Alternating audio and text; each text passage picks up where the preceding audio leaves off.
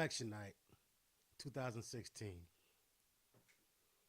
Tonight, the streets became paved in our dropped jaws, and the sky became a blanket of white flags waving.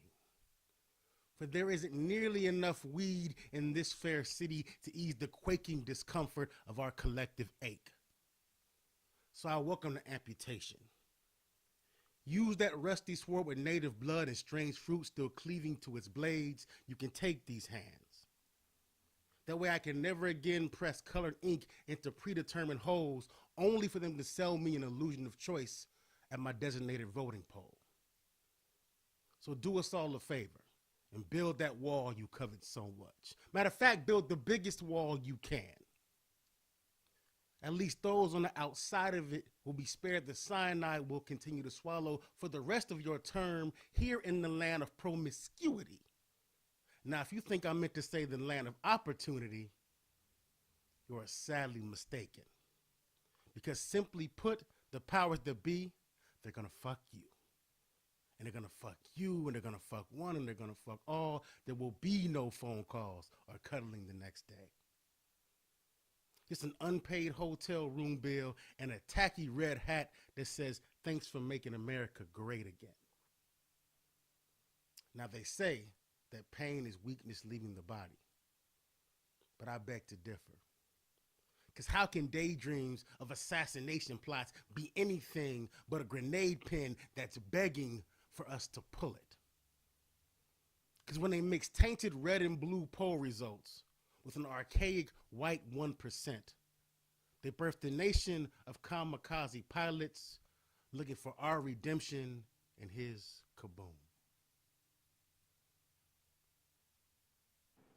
So I'm just saying, you could eat the body, you could bury the body. You know what I mean? You can't do both. Hey guys, welcome to Sunday Morning Sessions, SMS. If you text us, it ain't gonna be blue, it's gonna be green because the texting. Hey, I'm Erik Excobar. I got a very special guest today. Everyone clap it up for Derek Brown. This great studio audience, they're really wonderful. Derek, how you doing, man? A little too sweet. I know you're a wrestling fan. So starting off, thank you for performing. It was a beautiful piece. I want to know how you got into, actually no. So there's like poetry, and then there's like slam poetry, spoken word, MCs. Like, what are the differences, and where do you fall under? Okay, well, typically in my world, Yeah. slam is very specific as far as it's a competition. Okay. It's competition. It's poetry for competition, for scores, and there's contests, and there's prizes and things of that nature. So the equivalent would be like, that's like the King of the Ring of poetry. Like you're trying to I'd say battle royal, more or less. Oh, okay, we're not a rumble. The scores will throw them over. Oh. You know what I mean? Word. And there's only one. Well, you're the Seth Rollins of slam in my book, so don't you worry. So that's slam. What's like the other kind of vibes? Spoken word is, I would say it's the physical embodiment of the written word. Okay. Because some people literally, like, the way I say it is, you can go to a spoken word event or you can go to a poetry reading.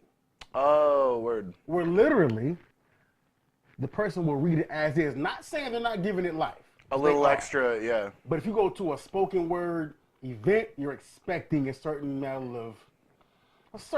of, I wouldn't say theatrics, more so just performance poetry is what I would say. It's almost like, I'd almost compare it to like, for comedy, like going to an open mic where people are kind of just doing material, and then you go to like a booked show where people are like really bringing it to life. You expect that a little extra level of performance. It's not just like, I'm just gonna read these jokes. You know what I mean? Would it kind of be a similar And also, parallel? Understand, whether or not anyone ever hears you do it orally, you can still be a poet.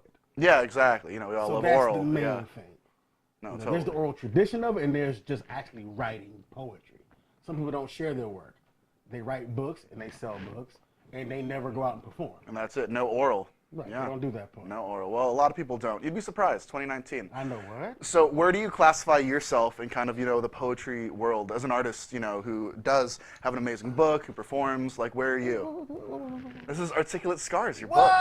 It's your book. You can buy it now on Amazon. On Amazon. And DerekDBrown.com. That's DerekDBrown.com. DDB. You know what I'm saying? All the goodness. So I definitely came in, I'd say, through the spoken word vein of it. Okay. The initial thing was not to write a book. I had no designs in it. I was a person healing myself publicly. Word. Yeah. Which is kind of how I got into it. Like most people, it's always starts as something you do for you. And it's still something I do for me. As far as taking a professional approach to it, that happened later on. It's like, okay, I'm actually going to do this as my living. And how long have you been doing it? Oh, we're coming Let's up. go from first performance to now. We're coming up on, this total, doing this? Total. This is coming on year 5. Jeez Louise, congratulations. It happened quick. Thank you. Was there like a, I hope I don't bring up trauma. Is there like a triggering event that you feel happened within your life that made you be like, you know what, this is an art form that is a form of healing for me that makes me want to get on stage? It's okay. It's okay. Take your time. The crying gets more views, so we'd love it. Okay, so 2014. Okay. Nothing you haven't heard before. Heartbroken as I was. Mm-hmm. What was his name?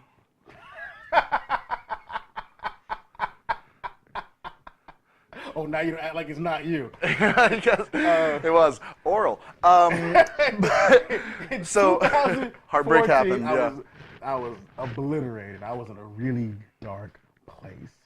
And long story short, someone that knew me saw me with walking through campus at a school, and they knew me. And they were like, "What's wrong with you?" I'm like, "I'm good, I'm all right." Yeah, of course. Yeah. And they were like, "No," because they knew I'm me. just tired. I'm fine. And they were like, "No." And then something, little voice was like, "Tell her." So I started talking. I started tearing up. I told her everything. It's right in the middle of the cafeteria. Just like, right in the middle of the these quad, tamales are great. during the pep rally, on the stage. No. She was like, "Okay, heartbreaks are gonna happen, but when was the last time you were really happy? Like I know your current job. Yeah. You do it. You pays bills. That's fine. But what did you imagine yourself doing when you were young?" I was like, "Well, I kind of fancy myself as a writer. Nothing poetic, just as a writer." He was like, "So why'd you stop?" I was like, "Well, life, adulting." Yeah, the illiteracy. Yeah. Those all things started happening, and he was like, "I know a place you should go." I'm like, "Where?" She was just like, "Trust me." And she told me about a place called Vibrations Cultural Center in Inglewood. We're in California, folks. Inglewood, California. And I went online and looked it up, and it was cultural center, tea house, very Afrocentric. And I was like, "I don't know, man. This looks a little..." And they said, "Oh," she's like, "go to the open mic and just hear people express themselves, and I think it'll help." And I was like, "I don't know." But I was so low, I need something. Yeah. Because I was going to go into a very destructive path. There's a big hole and you're trying to fill it I know somehow. my demons, and they were like waiting like, "Any day now, fam. We here for you." I'm like, "No." So I went to this place. I walked in, and it was just like, there was African art everywhere, and the people on stage, and I had never heard poetry performed before, and I was in this environment. I sat right by the door, like, okay, so this gets weird, I'm out of here. And the host, shout out to a cold piece, even though he's a buster and it gets on my nerves, dope host. He goes, the gardeners, they didn't call them the owners, the gardeners of this orchard, food for thought and Queen Socks. Queen Socks, you go in the front, she can make you a healing tea that'll heal what's going on. I'm like, it's getting weirder. Yeah, I didn't understand like, the last minute right. of what you said. I didn't know what those words meant together. Literally, when you walk in the front, there's a storefront, and there's all these jars with herbs in them. Yeah, they literally make loose leaf tea. They put it together for whatever you want it to be for. So you're having some of this tea. And I was like, "I'm here. I'm gonna get the whole experience." I went in front, and she looked at me. She was like, "How you doing, brother?" I'm like, "I'm okay." She was like, "What's on your mind?" I'm like, "You a liar." Well, she knew. Yeah. And I started talking. She was like, still looking at me. She starts reaching, not even changing. I'm like, okay. Pulling things out. I'm like, yeah, so I'm here. She was like, here you go, drink this. I'm like, oh, well, thank you. And he was like, then go back inside of my tea. I'm like, is this stuff? What is this place? And the host was like, get one of these teas within an hour, you're going to feel great. Trust me. I'm like, I'm here. I'm going to get this whole experience. I'm probably not going to come back. Mm-hmm. Started sipping, started listening, started sipping, started receiving. 45 minutes later, I knew I was never leaving. That simple. Word. And I mean, people, I tell that to people like, what? No, literally. 45 minutes from the time I started sipping that tea, I knew that not only was I going to be coming there, but I was going to be doing this art form. Mm-hmm. Period. I knew. And I think all artists, but a lot of performance artists, whether you're doing, like spoken word or comedy or you're a musician, you have that aha moment. Yes. We all remember that one time where it was like, this was the moment. I knew, like, this is what I'm going to do for the rest of my life. This is what I love. And you are doing it for the rest of your life, and it's awesome. I know you have some big stuff coming up. I know you want to plug, like, you got a play coming up. Yes. You have your book that everyone can check out. Tell us about that real quick. Let's double back. So in October of 2018, I was in my very first play. Okay. Entitled Love Beyond Doubt. Shout out to D Poet. Yeah. The writer and director of Love Beyond Doubt. So that was my very first time embodying someone else's work. Perfect. Quick rundown. Like, fresh out of high school, when I said I wanted to be a writer, like, I wanted to write scripts. For sure. Poetry wasn't the thing. Mm-hmm. And so I just didn't have any experience. I didn't come from a fancy film school. I just showed up to sets around town, was like, you know what? I'm big, I can lift stuff. Let me do something. So you started, like, working little things. Oh, yeah. And what I got paid to do was lighting and grip. And then I did that for several years. Never got a script to sit on someone's desk. That never happened. Got disillusioned with the Hollywood thing. Anyway, fast forward. Yeah, fast forward to now. Now you're doing it. You're in a play coming up. Tell us about that really quick, and then we'll get some cool plugs and stuff, yeah. Okay, so April the 20th. Okay. Oh, that's 420. It's 420. It's Hitler's birthday. Thanks. To love or to leave? Okay. Where can we see it? It's going to be at the Regency West Theater. Beautiful. Los Angeles? Los Angeles, California. Cool. Written and directed by Mr. Larry Love. Oh, Larry Love. Yes. And I love Larry Love. You got to love Larry Love. Love, yes. We shared our poetry through a bathwater splash. Found crescendo locked in the clutches of a cuddle. As my subtle touches jigsaw with her nervous glances. Essential oil on her pressure points. Birthed braille to these blind fingertips. As the secret chakras behind her panty line gave motive to all of her moans. An amalgamation of flesh, our navels met with an Eskimo's kiss. The libation we formed through the tangle of our tongues was then later shared through the mesh of our lips. That music we made in that heavy breath. Its snake charmed her spine's bend. As the aromatherapy in our broth filled the air with, oh my God.